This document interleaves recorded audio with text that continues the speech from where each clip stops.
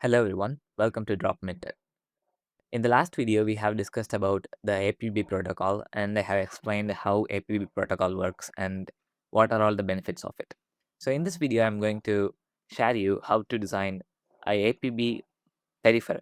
So basically a peripheral is a component that is connected through a APB bus. So in this video, we are going to design a general purpose input-output peripheral. It's a GPIO we have used in a lot of things like we in a basic ESP32, we will be using the GPIO to connect other devices, external devices and everything. So in this video, we are going to design that GPIO pin which is connected to the APB peripheral in Verilog.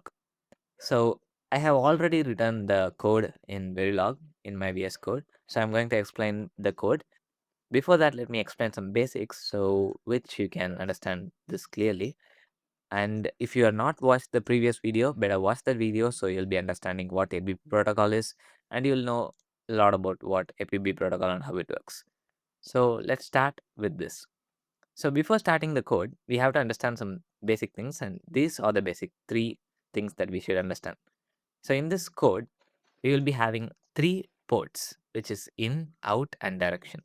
So GPIO is considered here. So GPIO peripheral must be designed with these three ports, which is input, output, and this direction.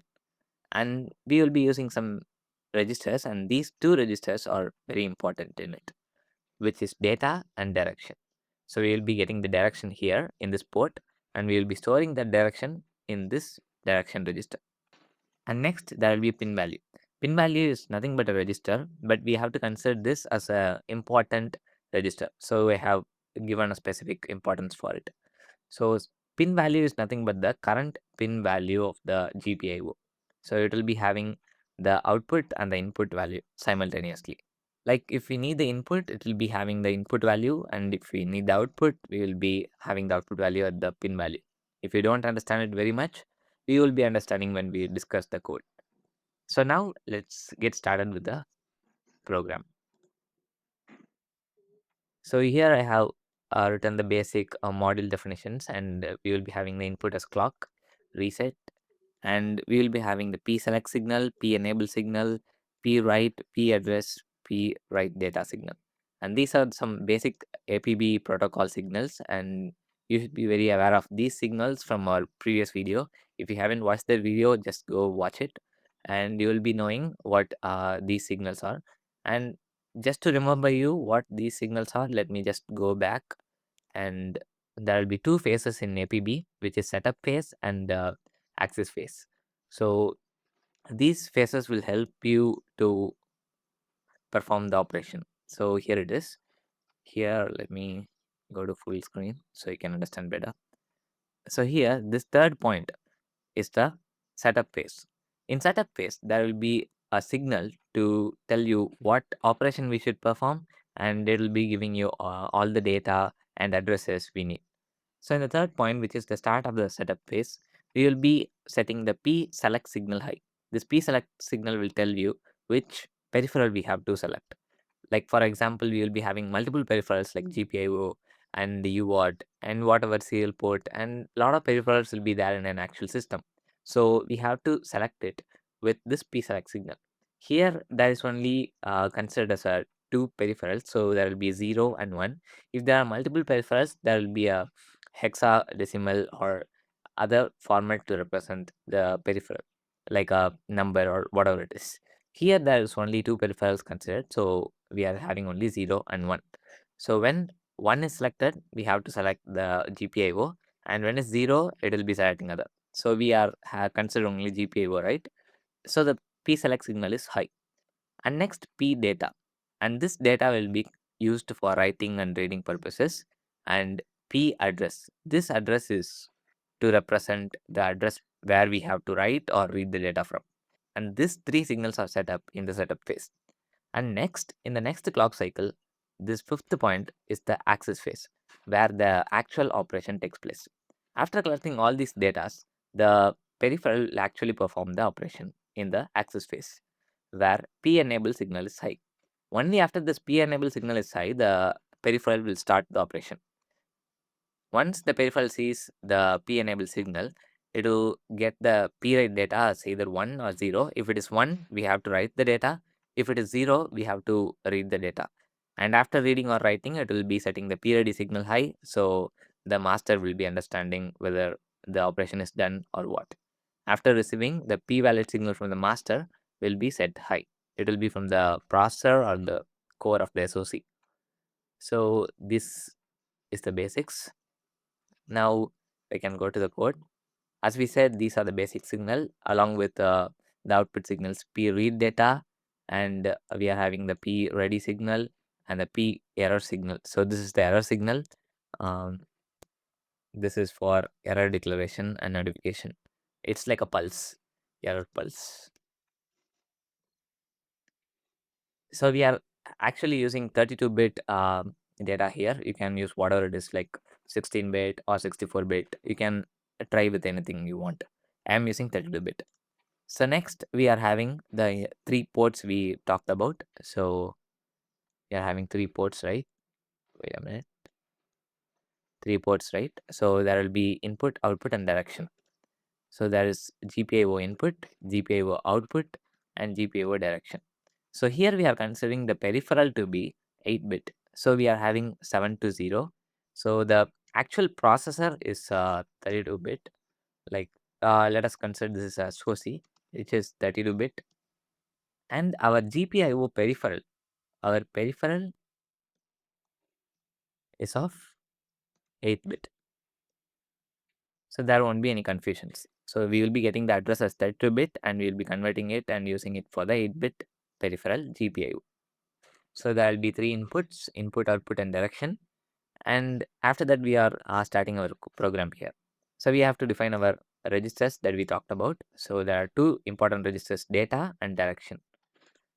So we are setting it register data and register direction, which is also of 8-bit. And we will be having a wire of pin value, which we talked about here. It is a wire. If we use the pin value as register, it will be storing the value and we cannot get the correct data, like a combinational value. Only if we store this as a wire, we will be getting the real-time data. That is why we are storing it as a wire.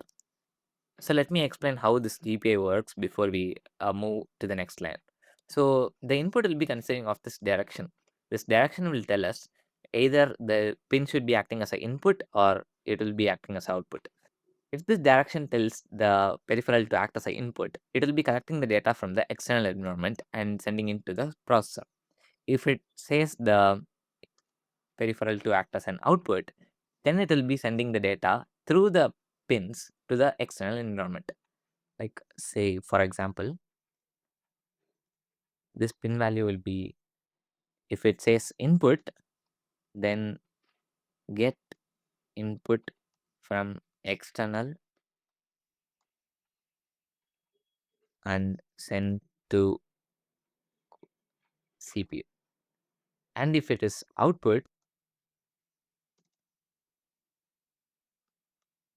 then it will send the data from CPU to external devices. That's it.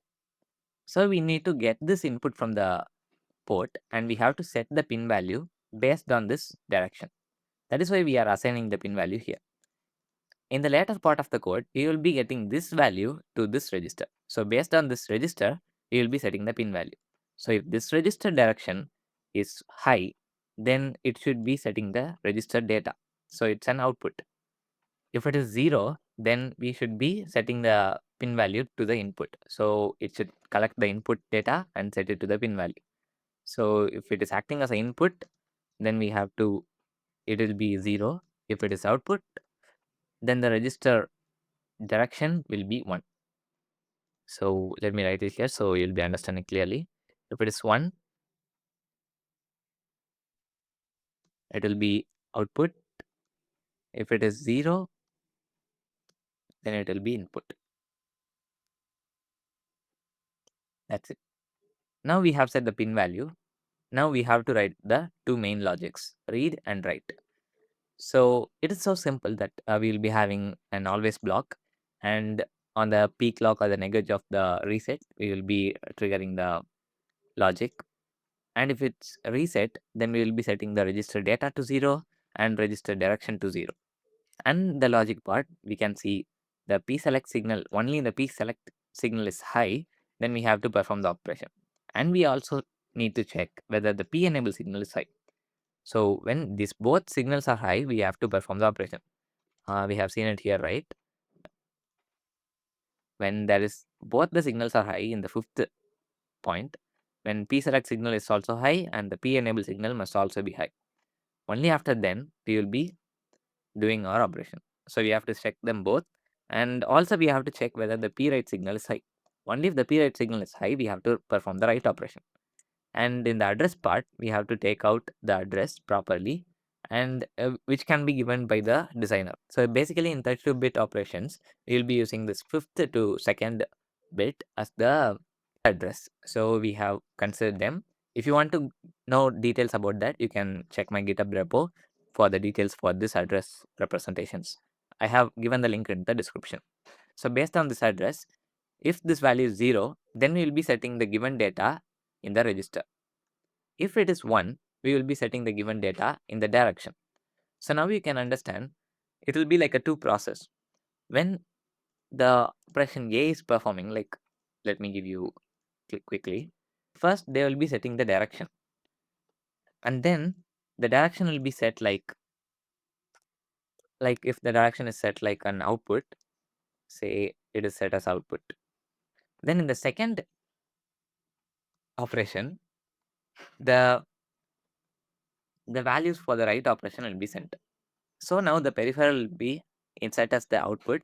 So after writing, the whole peripheral will be acting as an output, sending the data to the external environment. So first they will be setting the direction, and second they will be sending the data and set as the output. This is how the write operation is performed. And next, read operation. It is also the similar way, but read operation is set as a combinational operation, as it can read the continuous data. And in the case if it is 0, then we will be reading the register data. And if it's 1, we will be reading the register's direction. And if it's 2, we will be reading the current pin value. So this is used to check what write, what did we write earlier or lost. So it will be having the last register value. And next it will be having the direction. And next this will be having the current pin value, either to get the input or to read the output. So this is how the read operation is performed. So in the last, we have set some signals like P ready. It will be high only after when P enable and P select signals are high. And in the P error signal, we have considered this as no error. If we need the error logics, we can add some logics for the P error, and you can do it on your own, and you can check my GitHub repository for it. And for the P GPIO output, we will be setting the registered data as the output. So based on the write operation, we will be setting the write data to the register, right? So after writing this register will be set as the output value. So when reading the GPIO output, like from the external pin, we will be getting this register data. So GPIO direction will be set from the register direction. So this is how a general purpose input output pin of APB protocol is designed. Now let us check it's working. I have written a small test bench so you can do however you want, or you can get the same test bench from my GitHub repository.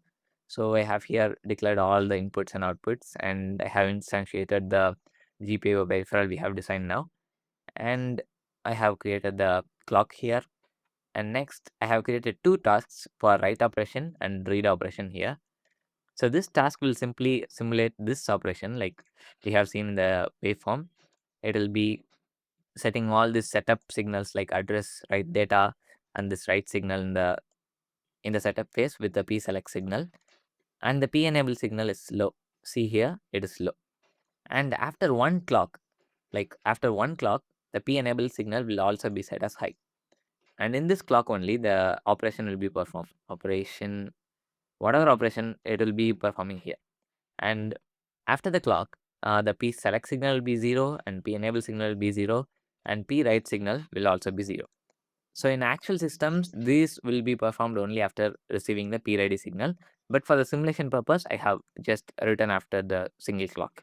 So we can write the data here as the display part for the simulation purpose. Similarly, the read operation is also performed here. So after this, I have initialized the test sequence, like calling the task like APB write operation, read operation. So here read operation twice and a write again and to read again. So these are in the order of writing the direction first. So this is to write the direction and this is to write the data. So this will be setting 04 will be setting the direction of the peripheral to be output, and after output is set, the GPIO will be written. And after that, we will be reading the data and reading the direction, and after that we will be setting the direction to input and we'll be reading and writing the data after that again. So now let us test our simulation. So I can I am verifying it in the iVerilog. So I'm compiling, there is no error. So now let's see the output. So yeah, it's actually working. I have tested it before, but I'm just doing it after a very long time. So that's why. So we are writing the data and it is setting the direction. So direction is set as the output FF. And if it's 0, it will be acting as the input. So it's FF, it's 1. So now it will be acting as the output. It will be writing the data. So next we are writing this data 05. We are reading the direction. So it is FF, the direction is the output. So next we are setting the direction to the input. And after that, reading the input, we'll be getting some input value we have given. So yeah, we are doing that process again. So this is how APB GPIO protocol works, and we have designed it. Now we can also view the waveform with a GTK wave. So yeah, you can get the GitHub repository link in my description. And if you want to learn VLSI in a formatted way, like you want to get all the resources in one place, you can just visit this website, LearnLia, where you'll be having a lot of tracks to cover whatever you learn. There are multiple tracks, and I personally love the hardware tracks they have. So there's VLSI Core Foundation, and there is RTL Design, and I have seen, yeah, the digital verification, design verification career path too.